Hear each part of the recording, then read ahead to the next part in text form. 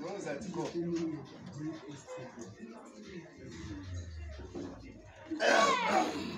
Odiko. Karibu.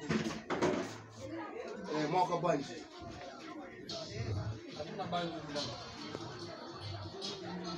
Mwaka banje. Baada tuuzishi mzee. Nifuna kwa mapauchi, muna mapauchi muno. Mapusi humo. Hakuna mapusi humo. Not mapusi. Nifunza nati muna mapauchi muno. Pusi. Hatuna pusi mzee. Ndana mwika mshopu, ya mwika mshopu.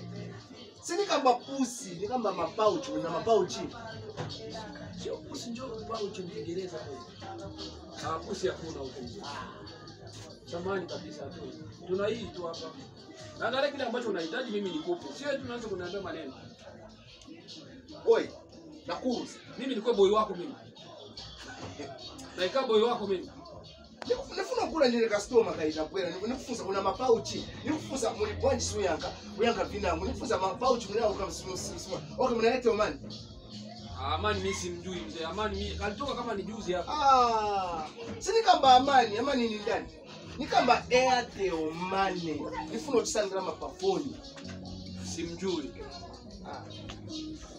Ametoka ona basa sikusia mshopo ambele. Basa sikusia mshopo. Usienda huko kwa nunghala, unotuvena uchita. Huko kwa nani? Mimi natumika hapa, afu nende huko unanipenda niende kwa nani? So umvera kashi veneni kama, veneni kama. Nifunza na ti. Mvera wa wapi? Mimi mke wangu ni Elisa. Sasa kala mshopo ngasimuza. Naenda ine.